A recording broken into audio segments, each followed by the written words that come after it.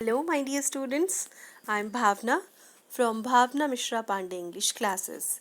So, today in this video, we are going to discuss question answers of the poem Childhood written by Marcus Nathan from your book Hornbill. So, let's start with question number 1. Identify the stanza that talks of each of the following. So, individuality, rationalism and hypocrisy, इन सब के बारे में बताने वाले stanzas कौन से हैं इस पोएम में.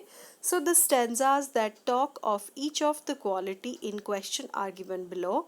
तो first of all individuality. Individuality means उसका व्यक्तित्व बताने वाला स्टैंजा है stanza number 3. And which is this stanza? कौन सा स्टैंजा है ये? When did my childhood go? Was it when I found my mind was really mine? Individuality यानी उसके व्यक्तित्व के बारे में बताता है. वो कहता है कि जब मुझे लगा कि हाँ मेरा माइंड मेरा खुद का है. To use whichever way I choose, producing thoughts that were not those of other people, but my own and mine alone, was that the day. तो ये वाला जो पैराग्राफ है, स्टैंजा है सॉरी, दिस शोज इंडिविजुअलिटी. उसके व्यक्तित्व के बारे में बताता है जब वो ये फील करता है कि उसका माइंड अब उसका खुद का अपना है, अब वो दूसरों के डिसीजंस पे दूसरों की थॉट्स पे नहीं चलेगा. Then rationalism. रैशनलिज्म का मीन्स होता है तर्क करना. सो ये स्टैंजा बताता है. Stanza 1. When did my childhood go? Was it the day I ceased to be 11? Was it the time I realized that hell and heaven could not be found in geography and therefore could not be? Was that the day? So, stanza 1 shows rationalism, तर्क शक्ति उसकी. Then hypocrisy. Hypocrisy shows second stanza. Hypocrisy means पाखंड करना किसी चीज़ का, जैसे आप नहीं हो वैसा शो करना. सो द सेकेंड स्टेंजा में क्या है? When did my childhood go? Was it the time I realized that adults were not all that they seemed to be? They talked of love and preached of love, but did not act so lovingly. Was that the day? So the second stanza shows us hypocrisy. Hypocrisy means पाखंड, जैसा वो दिखाते हैं वैसे वो है नहीं. किसके बारे में बात है यहाँ पे? एडल्ट्स के बारे में. जिस चीज़ की वो बात करते हैं, they talk of love and they preach of love but they don't follow all these things. So let's move to question number 2. What according to the poem is involved in the process of growing up? तो जब हम बड़े होते हैं उस process में क्या चीज़ होती है, ऐसा क्या इन्वॉल्व होता है? तो according to the poem the loss of childhood is involve in the process of growing. अगर हम बड़े हो रहे होते हैं तो क्या चीज़ खो जाती है? That is loss of childhood. तो हम ग्रोइंग अप होंगे, ग्रो अप होंगे तो क्या चीज़ खोएगी? Childhood. But obvious this loss is compensated by some gains which come with adolescence. तो ये जो लॉस है इसकी क्षतिपूर्ति, कंपेंसेशन मतलब कंपेंसेटेड मतलब उसको पूरा कैसे किया जाता है? Compensated bye some gains. हमको कुछ चीज़ें मिलती भी हैं. अगर हम अपना चाइल्डहुड खोते हैं, ग्रोन अप चाइल्ड बनते हैं, तो हमको एडोलसेंस में क्या मिलता है? सम गेन्स, हमको कुछ मिलता भी है. These are increase in understanding, यानी कि हमारी समझने की शक्ति बढ़ती है. पावर ऑफ रैशनलाइजिंग, हम रैशनल बनते हैं, यानी कि तर्क भी नहीं, विवेक की शक्ति, आप में विवेक की शक्ति बढ़ती है. And discrimination as well as a sense of individuality and self confidence, यानी कि हम डिस्क्रिमिनेट कर सकते हैं कि कोई चीज़ अच्छी है, कोई चीज़ कैसी है, भेदभाव करना जान सकते हैं, क्लासिफाई करना जान सकते हैं. इसके साथ साथ sense of individuality and self confidence, हमारे ऊपर विश्वास, आत्मविश्वास जो है वो बढ़ता है. ये सारी चीज़ें. Next question is what are the poet's feelings towards childhood. तो पोइट की क्या फीलिंग्स हैं अपने बचपन के बारे में? या चाइल्डहुड के बारे में. The poet regards childhood as an important stage in the process of growing up. बड़े होने के प्रोसेस में जो चाइल्डहुड है बहुत ही इम्पॉर्टेंट स्टेज है, पोइट कहते हैं यहाँ पे. एंड पोइट कौन है? Markus Natten. Childhood is a period of make believe. Children readily accept whatever the elders say. ये एक विश्वास करने की अवस्था है, एक ऐसा पीरियड है जिसमें हम किसी पे बिलीव करते हैं. एंड चिल्ड्रन जो है वो बहुत ही जल्दी एक्सेप्ट कर लेते हैं, स्वीकार कर लेते हैं जो उनके एल्डर्स कहते हैं. The poet does not feel any regret or sense of loss on losing his childhood. And poet बिल्कुल भी फील नहीं करता, कोई भी जरा सा भी उसको पछतावा नहीं होता कि उसका चाइल्डहुड जो है वो चला गया है. Question 4. Which do you think are the most poetic lines? Why? अब पूरी पोएम रीड करने के बाद, and guys this poem occurs 4 stanzas. So in 4 stanzas में आपको कौन सी लाइन्स मोस्ट पोइटिक लगती हैं एंड क्यों, हमको उसका रीज़न भी बताना है.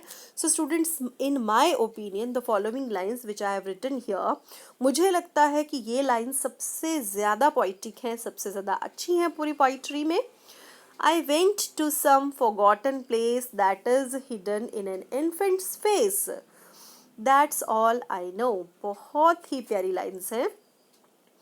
These lines beautifully sum up the process of growth and the disappearance of a particular stage of life. तो ये लाइन्स बहुत ही ब्यूटीफुली हमको बताती हैं ग्रोइंग का जो प्रोसेस है वो, एंड डिसअपियरेंस, गायब हो जाना, एक पर्टिकुलर चीज़ का हमारी लाइफ से गायब हो जाना, that was childhood. These lines have a figurative और metaphorical meaning also. इनका कोई metaphorical meaning भी है. The infant's innocent face hides many things behind its smile. एक छोटा बच्चा, उसकी स्माइल के पीछे बहुत सारी चीज़ें छुपी हुई होती हैं. Perhaps the childhood lies hidden in some forgotten place, lying buried deep inside a child's consciousness. So क्या है, शायद चाइल्डहुड जो है, बचपना जो है, वो कहाँ पे छुपा हुआ होता है? किसी बच्चे की स्माइल के पीछे. Some short answer type questions are also added here for your better results in your exams. So guys, let's start with the short answer type questions. Only 2-3 short answer types we will discuss here.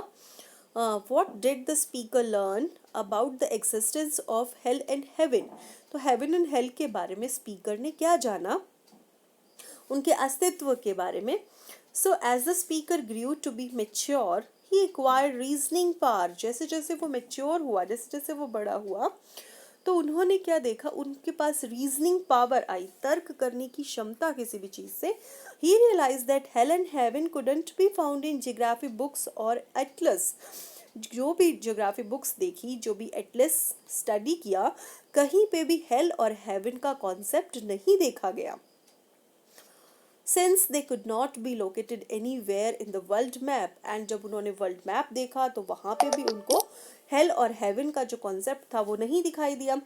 He concluded that they did not exist. और last में उन्होंने क्या conclusion निकाला, ये result निकाला, ये सार था कि ये जो हेल एंड हेवन वाली चीज़ें हैं ये कहीं भी एग्जिस्ट नहीं करती.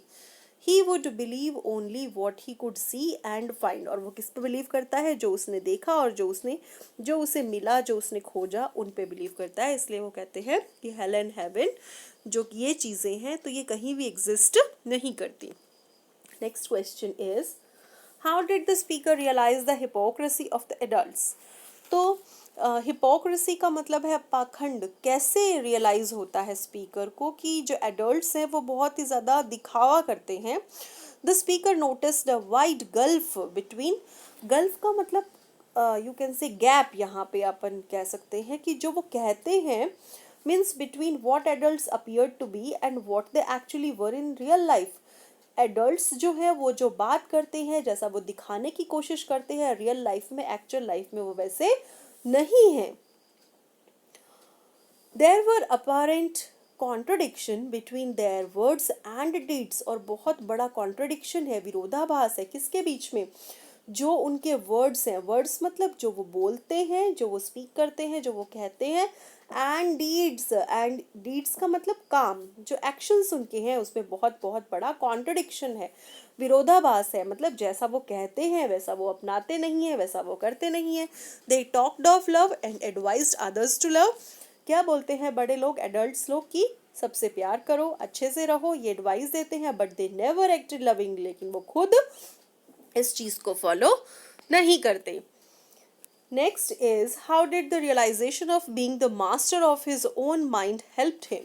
तो जब पॉइंट यहाँ पे रियलाइजेशन होता है कि अब वो अपनी थॉट का अपने खुद मास्टर हो गया है, तो वो रियलाइजेशन कैसा था। The realization that he was the master of his own mind, he could use it in any way he liked, filled him with self confidence। जब पॉइंट को ये रियलाइजेशन हुआ कि अब वो अपनी थॉट्स का खुद मालिक है, यानी कि अब उसको किसी के कहे पे चलना नहीं है, तो उसे वो सेल्फ कॉन्फिडेंस से भर गया। He could now think independently and need not repeat parrot-like thoughts of others। अब वो बड़ा हो गया है, इंडिपेंडेंट हो गया है, अब उसको दूसरों की तरह चीज़ें रिपीट करने की ज़रूरत नहीं है, यानी कि अब वो अपने डिसीजंस खुद ले सकता है। So thank you so much students, keep reading, stay connected, bye bye for now.